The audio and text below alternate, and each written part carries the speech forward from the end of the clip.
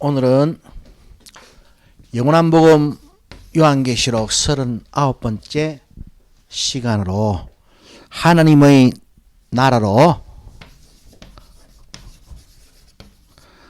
침략해 오는 원수의 군대라는 제목으로 말씀의 은혜를 나누도록 하겠습니다.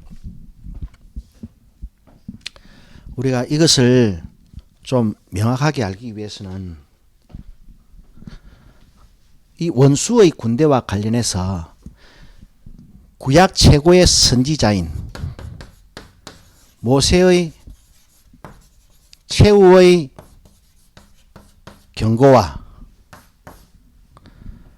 주님의 최후의 경고를 우리가 비교 분석해 봐야 됩니다. 분명히 모세 선지자는 원수의 군대와 관련해서 최후의 경고를 바랬고, 이꼬르 주님께서도 원수의 군대와 관련해서 최후의 경고를 강조했습니다. 그 다음에 선지자들의 일관된 경고와 이꼬르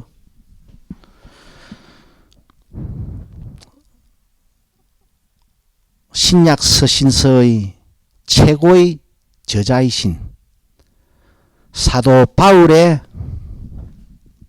선지자들의 일관된 경고이지만은 바울의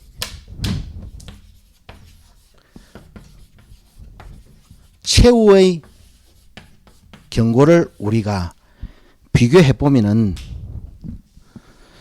하나님의 나라로 침략해 오는 원수의 군대와 관련해서 신구약 성경은 동일한 맥락에서 당신의 백성들에게 경고하고 있다는 것을 알 수 있습니다. 이 동일한 맥락을 완전히 이해하고 나면은요, 절대로 그 사이비 종말론자들의 그 선동에 휩쓸리지 않게 되어 있습니다. 저는 분명히 말씀드리지만은 푸틴은 마지막 3차 세계대전과도 절대로 관련 없습니다. 최후의 적그리스도와도 절대로 관련 없습니다. 모세의 최후의 경고, 주님의 최후의 경고, 그리고 이후에 선지자들의 일관된 경고와 사도 바울의 최후의 경고를 우리가 일관된 맥락에서 비교를 해보면은 딱 성경의 모든 경고가 원수의 군대의 올라옴과 딱 관련이 있다는 것을 알 수 있고, 나아가서 그러면은 신약의 빽빽히 올라오는 원수의 군대는 누구를 가리키고 있는가를 우리가 명확하게 알 수 있습니다.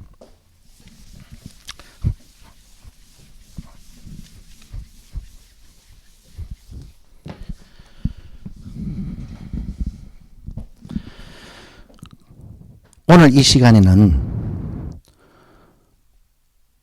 사도 바울의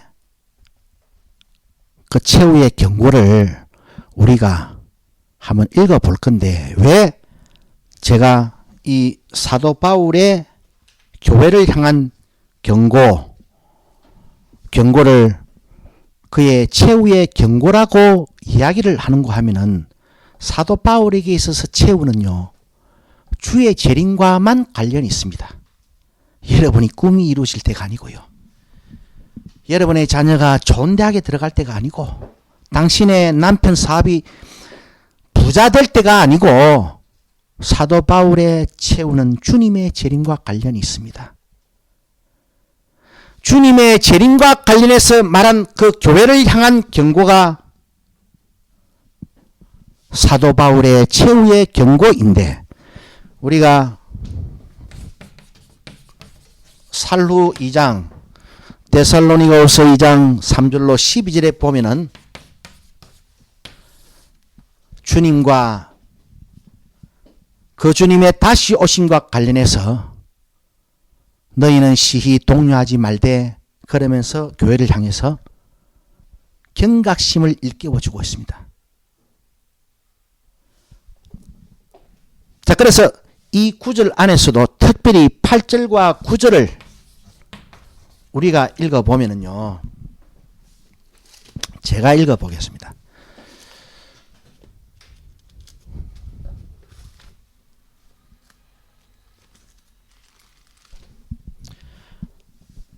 그 데살로니가후서 2장 8절로 9절을 읽어보면은요, 그 전체 문맥이 3절로 12절의 말씀이 주의 다시 오심과 관련해 있습니다. 그러면서 무엇을 지금 경고하고 있는가 하면은 불법한 자가 나타난다. 그리고 9절 말씀에 연이어서 악한 자의 임함은 사단의 역사를 따라 모든 능력과 표적과 거짓 기적과라고 나타나고 있습니다.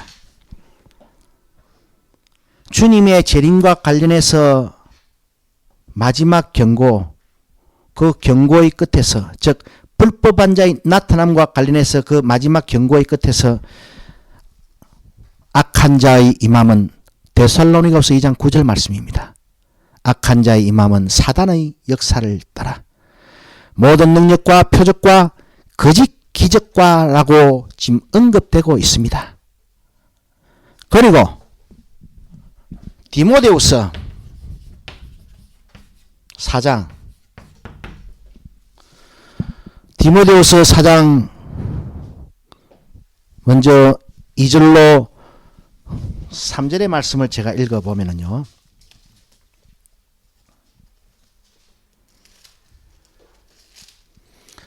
디모데후서 4장 2절로 3절의 말씀을 읽어보면은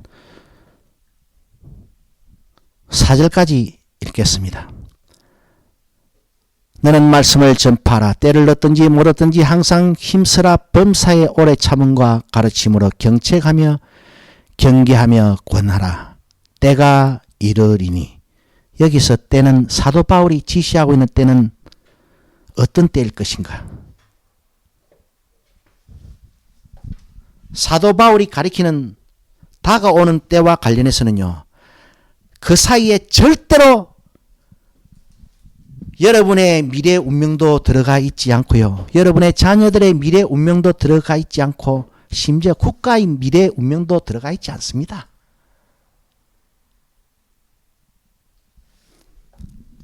때가 이르니니 사람이 바른 교훈을 받지 않으며 귀가 가려워서 자기의 사욕을 쫓을 스승을 많이 두고 또 그 길을 진리에서 돌이켜 허탄한 이야기를 쫓으리라. 그러나 너는 모든 일에 근신하여 고난을 받으며 전도인의 일을 하며 네 직무를 다하라.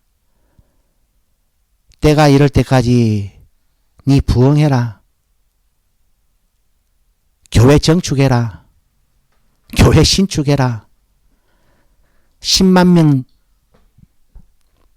전도 거물 집회, 그런 게 아니고요.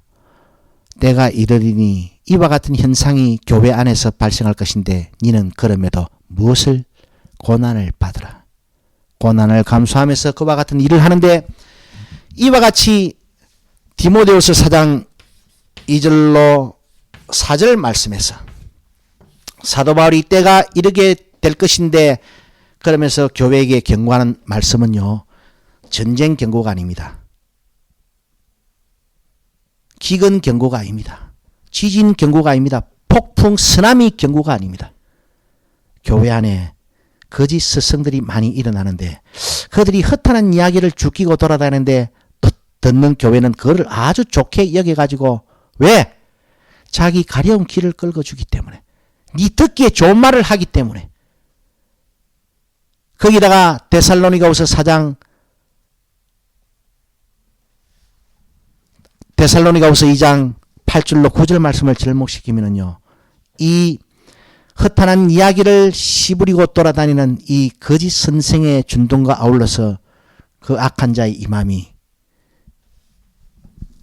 모든 능력과 표적과 거짓 기적으로 함께 한다 라고 우리가 이야기할 수 있는데, 왜 이 디모데후서 4장 2절로 4절의 이 말씀에서도 사도 바울은 왜 이 경고를 제가 최후의 경고라고 붙일 수 있는 것인고 하면은, 계속해서 디모데후서 4장 6절 말씀에서 8절 말씀을 읽어보면 이 디모데후서가 그의 많은 서신서 중에서 최후의 서신서에 해당되기 때문에 그렇습니다. 관제와 같이 벌써 내가 부험이 되고 나의 떠날 기약이 가까웠도다. 나의 떠날 기약이 가까웠는데, 그리고 사도 바울이 바라보는 앞으로 이르게 되는 때는 어떤 때를 말하겠습니까? 바꾸어 말하면은 이 디모데후서의 경고는, 디모데후서 4장 2절로 4절 말씀까지의 경고는요, 사도 바울의 최후의 경고입니다. 왜? 자신이 간제와 같이 벌써 내가 부험이 되고 나의 떠날 기약이 있었기 때문에 교회를 향한 최후의 경고입니다. 최후의 권면입니다. 무엇을 경고하고 있는 것인가? 계속해서 읽어보겠습니다. 7절 말씀에 내가 선한 싸움을 싸우고 나의 달려갈 길을 마치고 믿음을 지켰으니 이제 후로는 나를 위하여 의의 면류관이 예비되었으므로 주 곧 의로우신 재판장이 그날에 내게 주실 것이니 내게만 아니라 누구에게 준다고요? 꿈을 크게 디자인하는 사람들에게 주는 게 아니고요, 으쌰으쌰 해가지고 기도 응답 많이 받은 사람에게 주는 것이 아니고 누구에게 자기와 같은 상을 주실 것이다. 주의 나타나심을 사모하는 모든 자에게. 이 모든 자에는요, 필수 조건이 하나 있습니다. 주의 나타나심만을 간절히 제일로 소망하는 사람들입니다.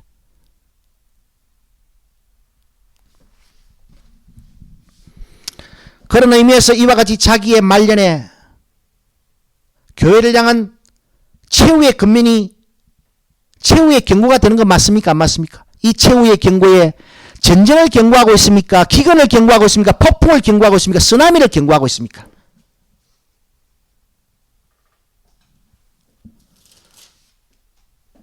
계속해서 제가 디모데후서 4장 18절을 읽어보는데요. 주께서 나를 모든 악한 일에서 건져내시고 또 그의 천국에 들어가도록 구원하시니 그에게 영광이 세세 무궁토록 있을지어다. 여기서 천국은요, 오늘 토마스 주나미가 보았다는 저 우주 끝에 문패 달린 집이 아닙니다.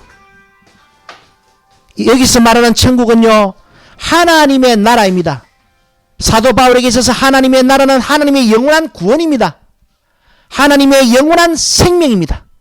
하나님의 영원한 면류관입니다. 그리고 우리에게 주시는 영원한 영광입니다. 이 천국을 문패 달린 집으로 오해하지 마세요.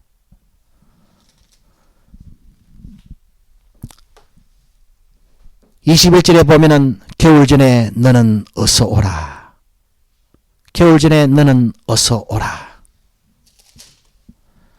그리고 9절과 10절을 읽어보겠습니다. 이 디모데후서 4장 2절로 4절 말씀에서 때가 이르리니 사람들이 바른 하나님의 말씀은 듣지 않고 거짓 선지자들의 허탄한 이야기나 쫓아다니면서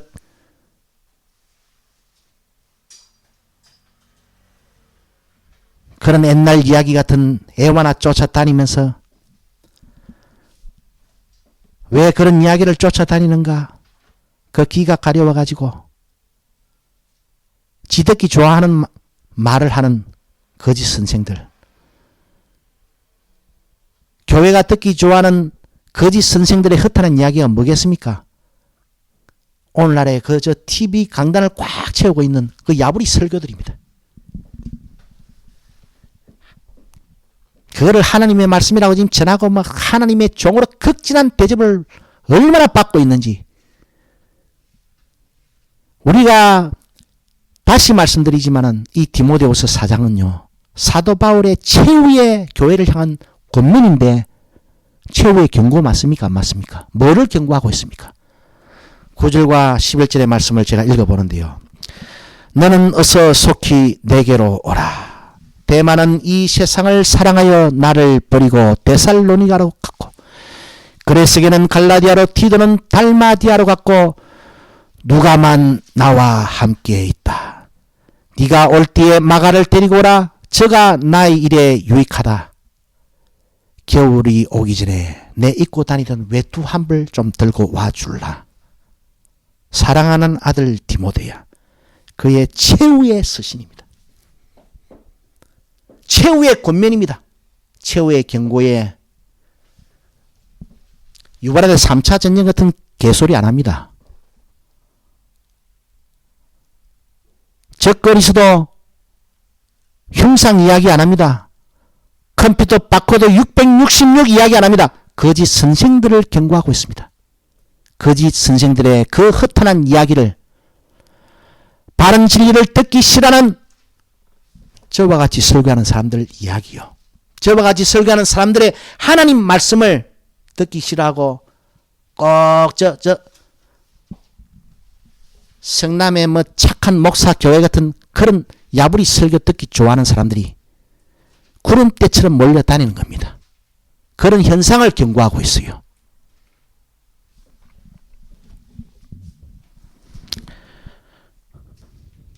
자, 다시 모세 선지자의 최후의 경고와 선지자들의 일관된 경고에서 모세와 선지자는 원수의 군대 뭐를 예언하고 있습니까? 하나님의 나라로 올라옴을 경고하고 있습니다. 그래서 여러분 우리가 저번 시간에 읽어보았던 요엘 선지자 1장 3절에서 한 구절 또 다시 눈여겨볼 말씀이 있기 때문에 저번에 한 번밖에 안 했기 때문에 다시 한번 제가 성경을 찾아보겠습니다.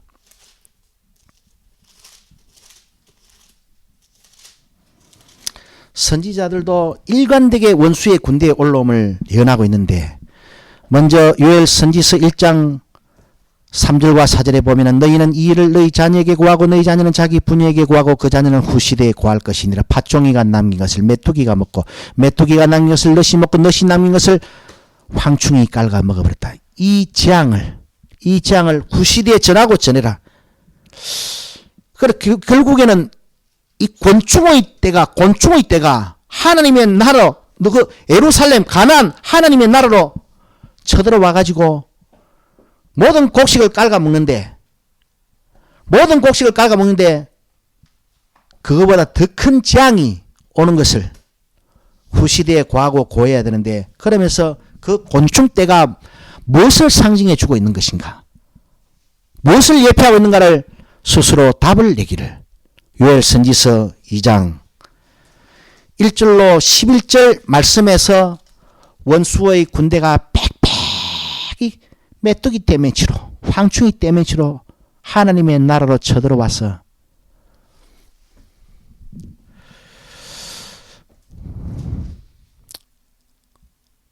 예루살렘을 황폐화시켜 버릴 것이야. 예루살렘이 황폐화될 때 하나님의 나라 백성을 자처하던 아브라함 자손들은 어떻게 됩니까? 전부 다 문패 달린 집으로 붕 떠가 올라갑니까? 다 맞아 죽습니다. 사정없이 때려잡았습니다. 그 11절 맨 마지막 절에서는 이와 같이 정의를 내리고 있습니다.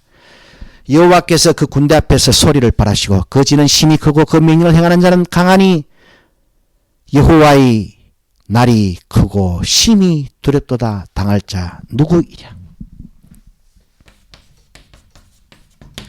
11절에서 원수의 군대가 메뚜기 떼매치로 올라오는데 이 날이 어떤 날이다? 여호와의 날입니다. 여호와의 날 맞지요? 다시 아마겟돈 전쟁으로 돌아가겠습니다. 요한계시록 16장 말씀인데요.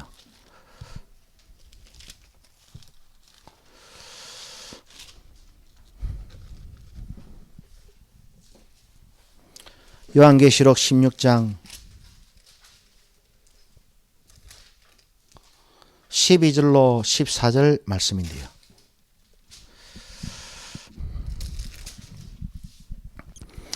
또 여섯째가 그 대접을 큰 강 유브라디의 소돔의 강물이 말라서 동방에서 오는 왕들의 길이 예비되더라. 또 내가 보매 개구리 같은 새 더러운 영이 용어 입과 짐승의 입과 거짓 선지자의 입에서 나오니 저희는 귀신의 영이라 이적을 행하여 온천하 임금들에게 가서 하나님 곧 전능하신 이의 큰 날에 전쟁을 위하여 그들을 모으더라. 지금 요한계시록 16장에 14절 잘 보십시오. 구약에서 요엘 선지자는 원수의 군대가 예루살렘을 향해 빽빽한 곤충떼처럼 올라오는 그 날을 여호와의 날이라고 했습니다. 요한계시록은요, 왕들의 군대가 올라오는 날입니다. 왕들의 군대가 강물이 말라버린 아마겟돈으로 올라옵니다. 아마겟돈은 3차 세계대전이 일어날 장소를 말하고 있는 것이 아니고 심판받을 하나님의 백성이 있는 곳을 상징해 주고 있습니다. 사실은 14절에 왕들의 군대가 아마겟돈으로 들어오는 날이, 이 날이 어떤 날이다? 전능하신 이의 큰 날입니다.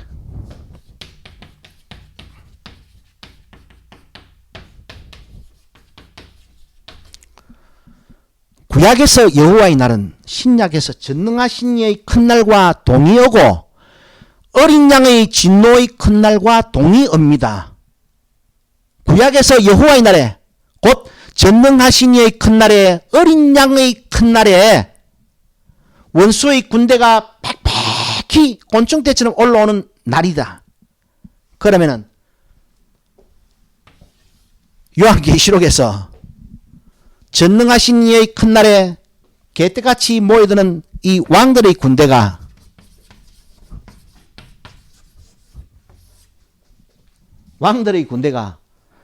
이꼬로 원수의 군대가 됩니다. 원수의 군대. 틀림없습니다. 성경은 이렇게 통전적으로 이해를 해야 됩니다. 그래서 하나님은 어린 양이신 예수 그리스도는 이 원수를 뭐라 지칭하고 있는 것인가? 예?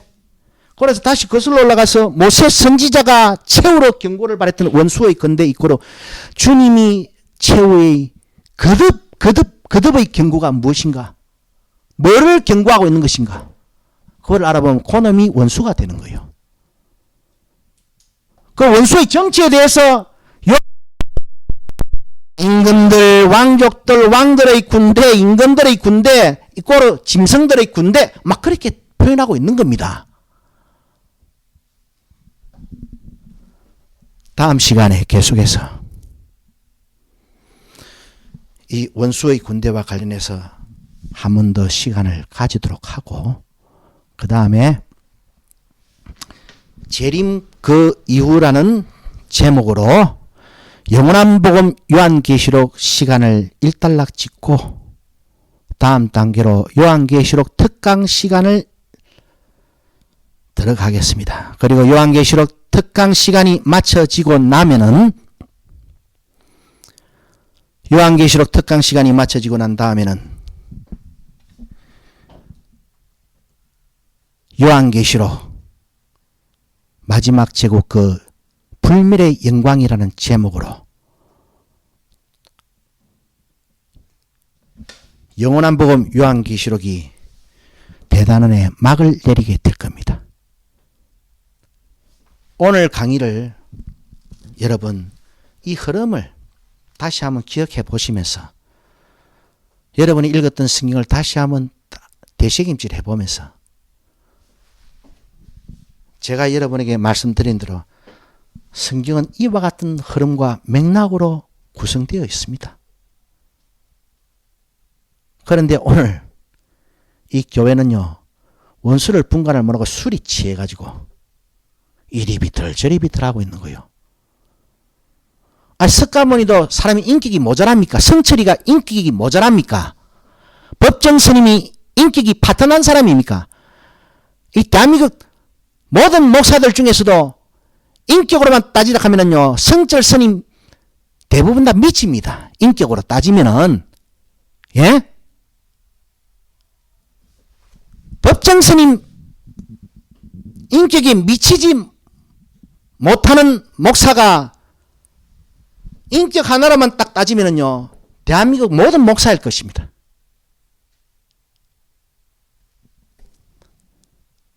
인격 좋다고 여러분 겉으로 점잖게 말하고 여러분 듣기 좋고로 마음껏 우아하게 축복해 준다고 그것도 하나님의 사람으로 보지 마세요. 충분 조건과 필요 조건을 생각하면 됩니다. 진짜 하나님의 사람은 인격도 좋아야 하지만 인격이 좋다고 다 하나님의 사람 아닙니다. 여러분 명심하시고 오늘 당신은 지금 원수와 짝하고 있는 것인가? 원수와 친구하고 있는 것인가? 여러분한테 그 음행의 술을 음행의 교훈을 품하시는 그 인격 후덕해 보이는 그 목사가 하나님이 가장 미워하는 종자는 아닌지 그것부터 분별해야 요한계시록이 여러분의 심장이 바로 꼽히게 되어 있습니다. 그것도 똥오줌도 구분 못하는 사람은요, 이 요한계시록 돌아 들을 수도 없어요. 재미가 없어가지고.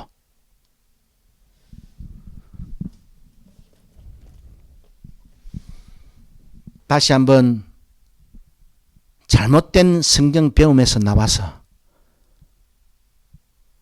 기본이라도 갖추시고 하나님의 군대에 편성하시는 복된 교회 되시기를 주님의 이름으로 축원합니다. 기도 올리겠습니다.